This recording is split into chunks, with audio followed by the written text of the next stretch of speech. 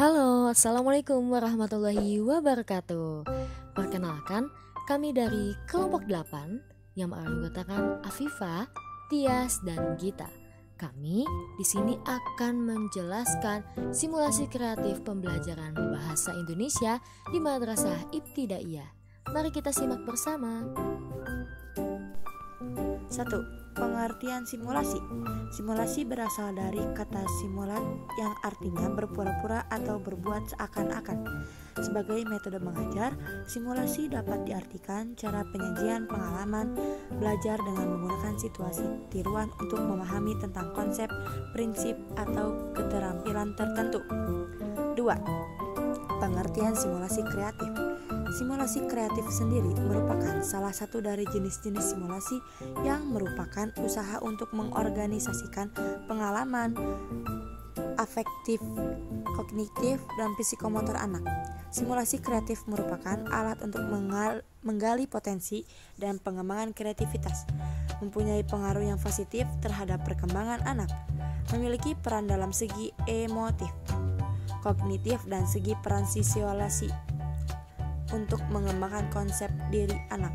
Dengan demikian, melalui simulasi kreatif guru dapat menciptakan lingkungan belajar yang alamiah yang dapat mendorong guru untuk mengamati perkembangan kognisi, emosional, sosial, dan perkembangan fisik anak.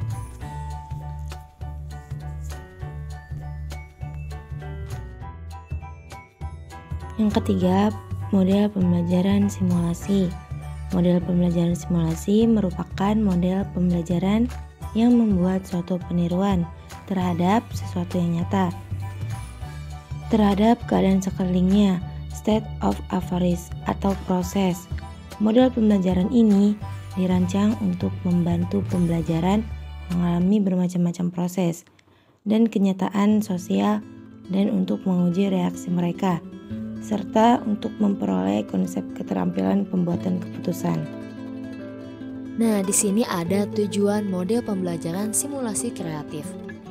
Model pembelajaran simulasi kreatif bertujuan untuk melatih keterampilan tertentu baik bersifat profesional maupun bagi kehidupan sehari-hari. Nah, yang kedua ini yaitu memperoleh pemahaman tentang suatu konsep atau prinsip.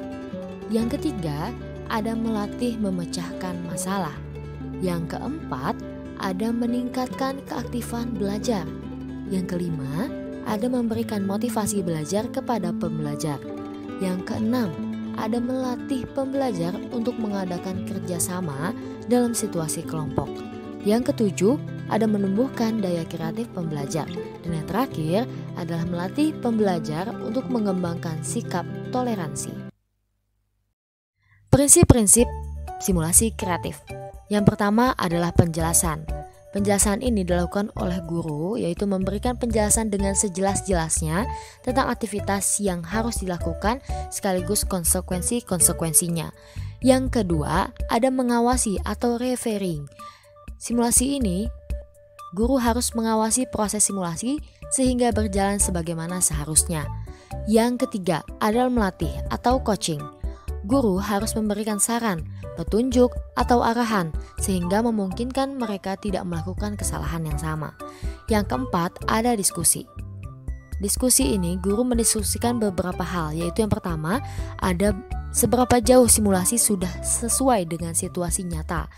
Yang kedua, ada kesulitan-kesulitannya. Yang ketiga, hikmah apa yang dapat dilakukan diambil dari simulasi. Yang terakhir, ada bagaimana memperbaiki atau meningkatkan kemampuan simulasi.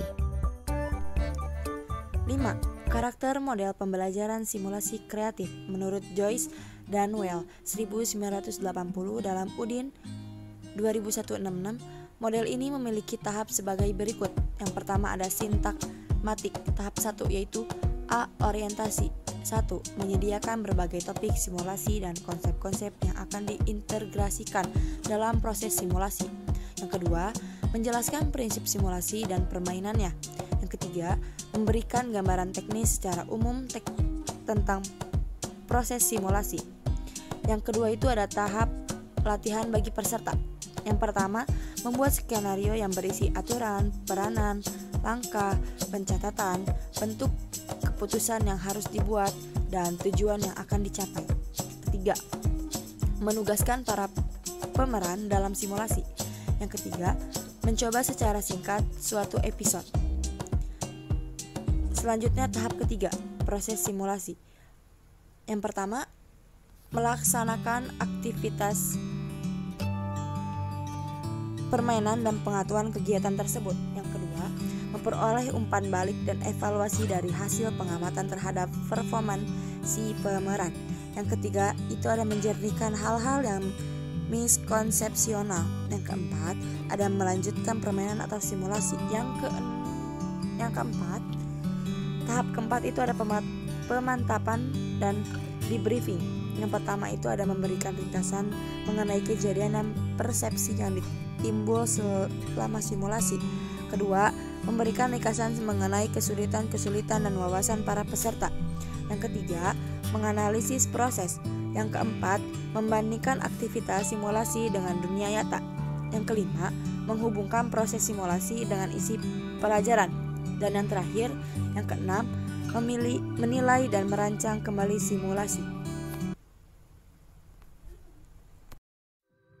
B. Sistem sosial. Di dalam simulasi, pengajar harus dengan sengaja memilih jenis kegiatan dan mengatur pembelajaran dengan merancang kegiatan yang utuh dan padat mengenai sesuatu proses. Karena itu, model ini termasuk model yang terstruktur. Namun demikian, kerjasama antar peserta sangat diperhatikan.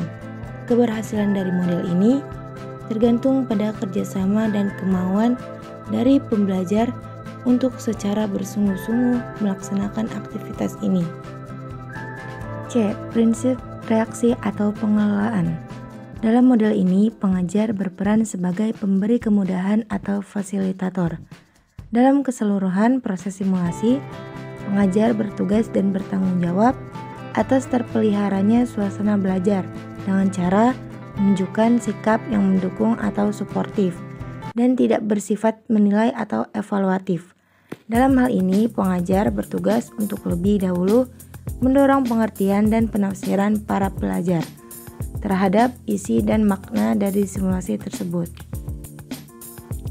D. Sistem pendukung. Sarana yang diperlukan untuk mendukung pelaksanaan simulasi ini bervariasi, mulai dari yang paling sederhana dan murah ke yang paling kompleks dan mahal. Misalnya, bila sarana yang dipergunakan berupa simulator elektronik, tentu hal ini memerlukan biaya yang sangat besar. Tapi bila sarana yang diperlukan itu hanyalah berupa kartu ataupun kelereng, tentu sangat murah. Simulasi kreatif dapat dilakukan melalui permainan yang dimana bertujuan untuk mengembangkan kemampuan berbahasa. Hal ini bisa dikembangkan melalui kemampuan mendeskripsikan seperti mendeskripsikan gambar, suara, lingkungan, dan melakukan kunjungan lapangan. Ada juga melalui pengembangan kreasi anak dengan keindahan suaranya dengan cara penggunaan boneka, melalui dongeng. Terus yang kedua ada puisi dan prosa fiksi. Yang ketiga ada permainan drama dan teater. Yang keempat ada pantomim.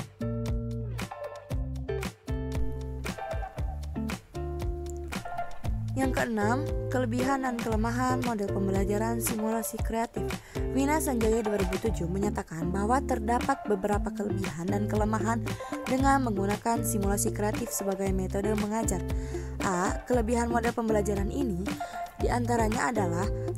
Simulasi dapat dijadikan sebagai bekal bagi pembelajar dalam menghadapi situasi yang sebenarnya kelak, baik dalam kehidupan keluarga, masyarakat, maupun menghadapi dunia kerja. Yang kedua, simulasi dapat mengembangkan kreativitas pembelajar karena melalui simulasi pembelajar diberi kesempatan untuk memainkan peranan sesuai dengan topik yang disimulasikan. Yang ketiga, simulasi dapat memupuk keberanian dan percaya diri pembelajaran. Yang keempat, memperkaya pengetahuan, sikap, dan keterampilan yang diperlukan dalam menghadapi berbagai situasi sosial yang problematis. Yang terakhir, yang kelima, simulasi dapat meningkatkan gairah pembelajar dalam proses pembelajaran.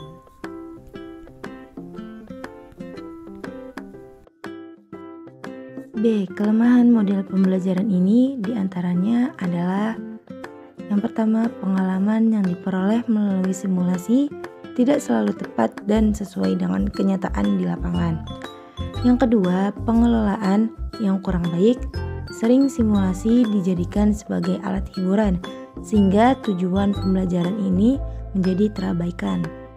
Yang ketiga, faktor psikologis seperti rasa malu dan takut sering mempengaruhi pembelajar dalam melakukan simulasi. Dari apa yang telah dibahas tadi, maka didapatkan kesimpulan sebagai berikut. Simulasi kreatif merupakan salah satu dari jenis-jenis simulasi yang merupakan usaha untuk mengorganisasikan pengalaman afektif, kognitif, dan psikomotor anak dengan tujuan untuk meningkatkan keterampilan, pemahaman, motivasi, serta kemampuan memecahkan suatu masalah baik untuk guru ataupun siswa. Simulasi ini mempunyai prinsip penjelasan, mengawasi, melatih, serta diskusi. Simulasi kreatif juga dapat dilakukan melalui dua hal, yaitu kemampuan mendeskripsikan sesuatu seperti gambar, benda, ataupun lingkungan, dan juga melatih keindahan suara yang dilakukan dengan cara puisi, boneka dongeng, drama atau teater, dan pantomim.